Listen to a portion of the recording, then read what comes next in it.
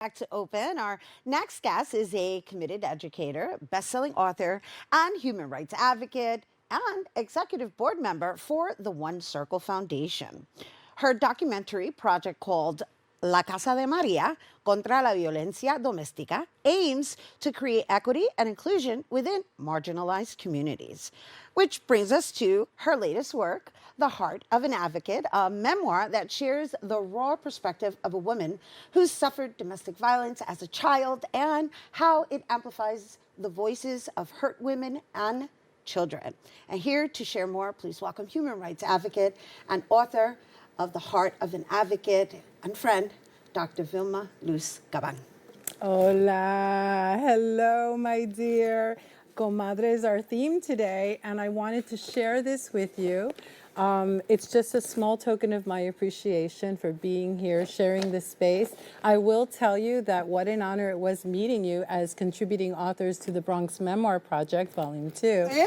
And I got to meet you there, and that was the first time, and that was, oh my goodness, 5 years ago. And that's because we were both published together. We were both published together. And so the fact that I'm here today to share this, it's a small token saying thank you. Thank you for just being the woman that you are and what you do for our community. I really appreciate you. Wow, thank you. Thank you. Oh my goodness. This looks like a goodie bag. It is a little something symbolic of who you are to our community. Really, Vilma? Yes, well, yes. I mean, all right, hopefully I'll be... You could I can open it? Yes, yes, oh my yes. gosh. It's a small token. I hope it doesn't take up too much of our segment. It doesn't too much. It's the a small thought thing. of you even bringing me a It would gift be and worth it. opening with a gift. Yes, I have to, because you opened for a gift for our community every time we hold a segment. And so it says... Oh my gosh, it says, give thanks with a grateful heart. And guess what? It's my favorite thing in the whole wide world. Candles. Candles. Yes. I love candles. And I want you to know I've been lighting a candle for weeks now, a white candle, since the war began. Yes. Because we're losing too many children. And that is unacceptable. Yes, I agree. And so thank you for being that light, shining bright in our community, reminding us that our work every day, no matter what we're doing, we are making a difference, and bringing all those lights together, shining a beautiful spotlight on our community is a gift. So thank you. I put it away, but I think I want to just leave it out because I love what it says, and it's an oversized candle, which makes me even happy. So you'll be able to use it for quite some time. Yes. Oh my gosh. Thank you. And the card I'll read later because this is not about me. This is about you, Vilma. Oh, honey, but I have to start with you. Thank you. Oh my gosh. So I do want to share with our viewers how you also ordained me with the hashtag Magic in Heels. And I got to tell you, I've been carrying it ever since, right? And I pretty much never asked you why you gave me that hashtag. And I've been using it ever since because all I thought to myself was like, she sees me. She sees what's really in there. And so on air. I could tell you, magic heels, meaning that heels represent women. And to me, seeing you grace a space as you walk in, it's really magic on heels. Whether you're dancing, whether you're walking, whether you're talking about our community affairs, whether you're thinking about what it is that you can do to help create positive change, you're doing it on those magic heels. In seeing all the roles that I see you in different community events, we keep running into each other. And so to me, I felt like that was the perfect name, Magic Heels. Wow. Thank you. You're very welcome. And you guys heard it here on air. And again, I'm so grateful to you for, I like to consider it being ordained because it allowed me to kind of like embrace, like, yeah, I do wear all these hats. And yeah, this is my intention. And yeah, I do pull from places that really require some extra work to get to. And that being said, being a global traveler yourself, right? And becoming acquainted through a co-publishing, right? Because we were both in the Bronx Memoir. And now having your own book. And also having the domestic violence aspect of it in common, because I also publicly mention I'm a domestic violence survivor. But your story of being raised in an environment where you had to witness it and grow up in it as a child and do what you could to help, Yes. and the bravery in sharing it in such detail, and how far you have come, not only being a doctor, being an educator, traveling the world, trying to shift that paradigm in places where, you know, they still have genital Female genital mutilation, yes, yeah. in different parts of the world. You know, that was the biggest struggle of writing this book is, you know, is it's a memoir about your life, but I believe this is a hybrid because it's morphing my story as a young woman, going through that process and getting some grit to overcome and becoming this educator and social agent for educational reform, and then that manifesting into humanitarian advocacy work in places like Kenya, Nigeria, Morocco, Guatemala. One of the things that I'm most proud of is the word advocate. At first, I totally rejected that term. I resisted being called an advocate. But when you think about the word advocate, ad means like advance, to move forward. A VOC, an advocate, is voice.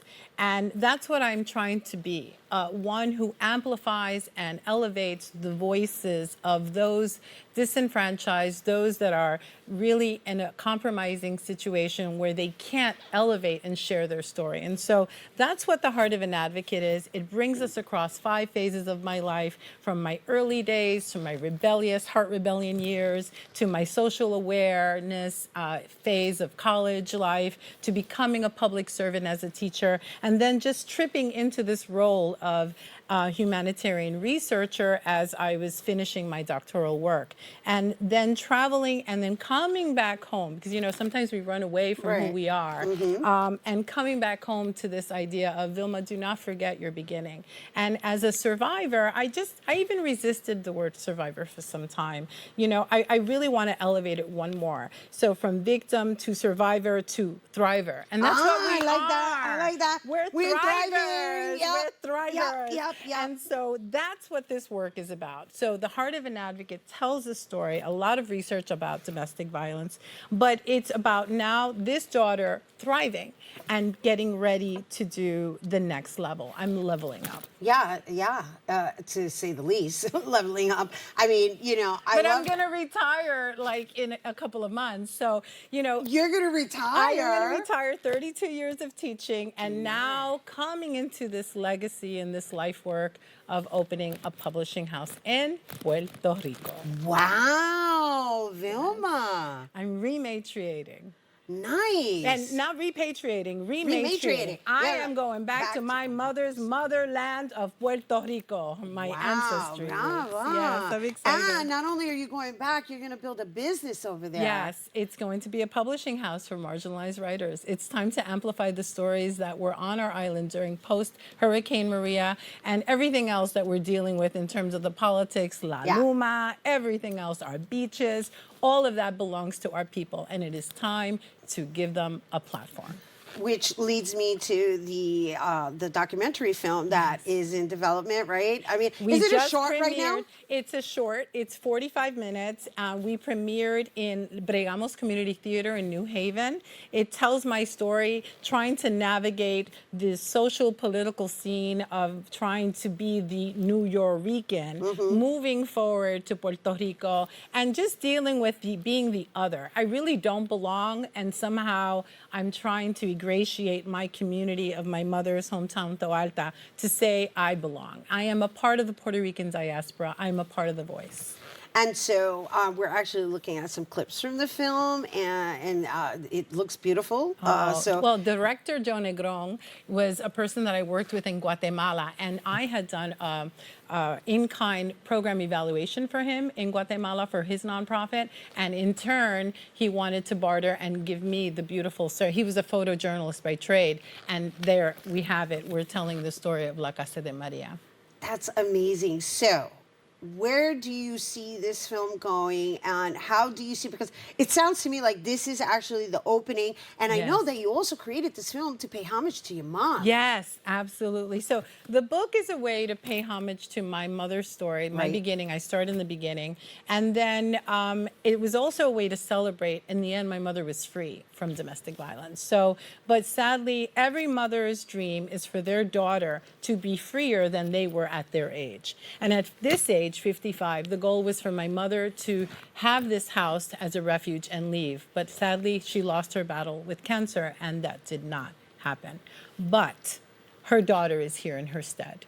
Yeah. And my goal is to now use La Casa de Maria to support women and children, as well as those that are marginalized, in sharing their stories and creating some change. So the documentary, I would love to have it in the Bronx Documentary Center, being a Bronxite, Right. born and bred. Uh-huh. Well, born in Lower East Side, but raised in the Bronx. Right. And I also am working out with Real Arts Way to try to work with the creative director there. But I have to tell you, it's been the Bronx girls here that have been supporting me, like yourself, Rhina, Valentin, and amazing authors like Dr. Melissa Cosaquino, who wrote Carmen and Grace, and Elizabeth Velasquez, who wrote When We Make It, okay, a New Yorican novel. And organizations like Bilingual in America, raising the awareness of what I'm doing in this work. And Peralta Design is going to help me with La Casa de Maria. They're going to be my brand managers in trying to make me brand new in this amazing journey. So I'm excited. This coming December, I'm going to be at Bronx Community College. Thanks to Dr. Melissa Cosaquino, I'll be a featured writer there. And this coming in December 16th, I will be sharing the stage. I know that we have among us great artists. The creator of La Borinqueña is going to be sharing the space with me at Arts Westchester in December 16th. That's Edgar. So, yeah, Edgar Miranda Rodriguez. Yes. So that is a part of the White Plains Puerto Rican Artisan Fair. And White Plains is a community where I taught for almost 30 years, 31 years. And it's coming back home. But, I have always been unapologetically Bronx girl. And I will continue to be, because we have a space and we need to take up that space. Yeah. And I'll never forget what Elizabeth Velasquez told me once. She said, Vilma, if you don't say yes to you, who's going to say yes to you? Yeah. So I'm saying yes, but I'm also going to be saying yes to amazing writers in Puerto Rico en La Casa de Maria. Beautiful. I'm over here, entrega, with everything you have going on.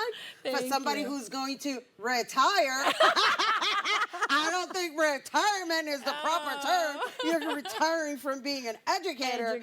Well, no, from teaching in schools, but you're not retiring from being an educator. This is going to be life work. This is going to be legacy work for my mother in her memory. I have the full support of my family, and it's just been a blessing to be a part of this journey. Well, we're happy that you brought it here. You make us you. proud. Yes. Bronx strong, como diga. Bronx strong. And comadre. And comadre Yes. de las Americas. Yes, Another we're one. here. Vite. And of Amazing. course, co-writers within the Bronx Memoir, the Project. Bronx Council on the Arts Bronx Memoir, I Volume love it, 2. too. But we're here talking about The Heart of an Advocate. Please Once find again, it on Amazon. Yeah. You guys, Dr. Luis Caban, human rights advocate and author of The Heart of an Advocate memoir. The Heart of an Advocate is available online at Amazon. For more information on all the juicy stuff she shared with us, you can visit vilmaluscaban.com. All right, stay tuned. Our Open Artist Spotlight is coming up next.